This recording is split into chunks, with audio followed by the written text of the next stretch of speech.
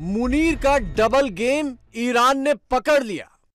Iran ने doubt किया पाकिस्तान पर, शक किया कि भाई आप ये क्यों करवा रहे हैं ये वाली टॉक्स। वो इसलिए कि ईरान ये समझता है शायद कि जो पाकिस्तान का टिल्ट है वो अमेरिका की तरफ है। वो अब खुलकर ये बात करना शुरू हो चुके हैं कि पाकिस्तान का जो रोल है मीडिएशन में उसका टिल्ट अमेरिका की तरफ है। ईरान दूसरी जानिब ये समझता है कि पाकिस्तान उसके साथ मुखलिस नहीं है। बात के नाम पर मुनीर ने सिर्फ चीट किया।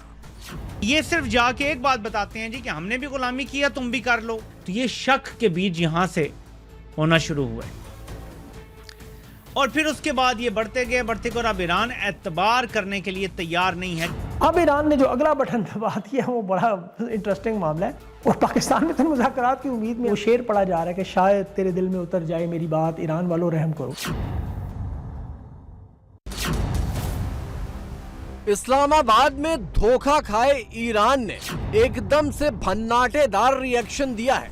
ईरान ने बॉर्डर पर करीब दर्जन भर पाकिस्तानी घुसपैठियों को मौत के घाट उतार दिया है और उधर हॉर्मुज स्ट्रेट में एक शिप को भी दबोच लिया है। ये शिप बिना इजाजत हॉर्मुज को पार करने की कोशिश में था। IRGC कमांडोज की ये कार्रवाई कैमरे पर रिकॉर्ड भी की गई और इंटरनेट पर जारी भी कर दी गई। अमेरिका ने ईरान के 2 जहाज पकड़े थे तो ईरान ने जवाब इस तरह दिया।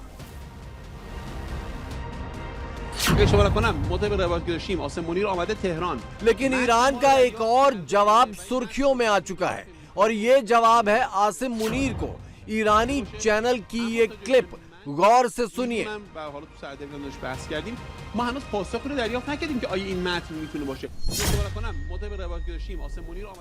ईरानी टीवी पर बहस चल रही है और इस बहस में जनरल मुनीर का नाम खुल कर लिया जा रहा है। साफ साफ कहा जा रहा है कि मुनीर ने ईरान को धोखा दिया, मुनीर ने डबल गेम किया। वो अब खुलकर ये बात करना शुरू हो चुके हैं कि पाकिस्तान का जो रोल है मीडिएशन में उसका टिल्ट अमेरिका की तरफ है। ईरान दूसरी जानिब ये समझता है कि पाकिस्तान उसके साथ मुखलिस नहीं है। ये बात पहले भी ईरान की तरफ से की जा चुकी थी कि पाकिस्तान बतौर अमेरिका के एलची के इस पूरे प्रोसेस में शामिल हो रहा है। अच्छा, ये एक ऐसी चीज़ है जो एक फैसिलिटेटर या मीडिएटर के लिए मुनासिब नहीं है। ईरान की तरफ से मैंने आपको बताया काफ़ी नाराज़गी है कि जो हमने प्रपोजल्स दिए वो भी जो फाइनल हमारा एक वो कहते हैं कि MOU ड्राफ्ट होने वाला था उसके अंदर भी शामिल नहीं थे।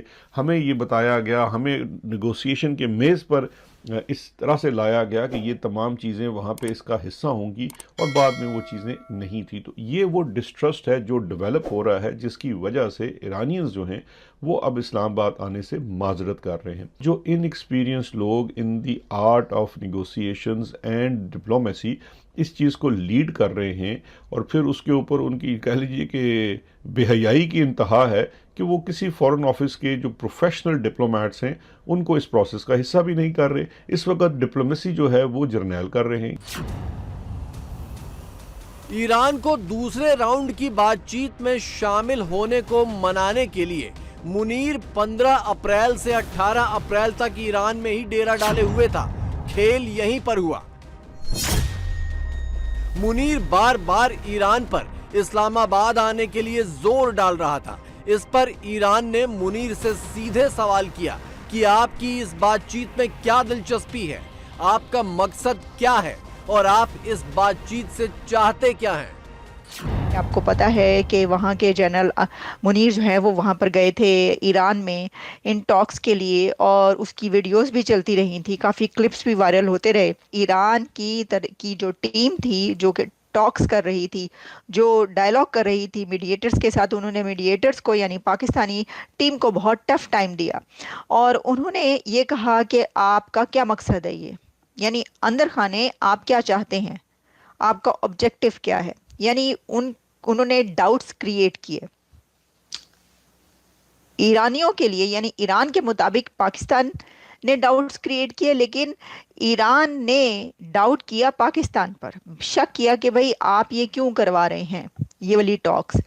वो इसलिए कि ईरान ये समझता है शायद कि जो पाकिस्तान का टिल्ट है वो अमेरिका की तरफ है। बार बार सदर ट्रंप की तरफ से तारीफ की जाती है पाकिस्तान के प्राइम मिनिस्टर शहबाज शरीफ और पाकिस्तान के फील्ड मार्शल की। बार बार वो कहते हैं, वो तो हर दूसरे दिन ट्वीट करते रहते हैं, कोई स्पीच कर रहे हो, कोई कहीं पर ब्रीफ कर रहे हो किसी को, तो वो ये बात ज़रूर करते हैं कि जी माय फेवरेट। तो दुश्मन अगर आपकी तारीफ करेगा तो जो टीम है ईरान की वो तो यही कहेगी कि भाई आप, हमारा दुश्मन तो तुम्हारी तारीफ कर रहा है, इसका मतलब है तुम तो उनके साथ ही हो।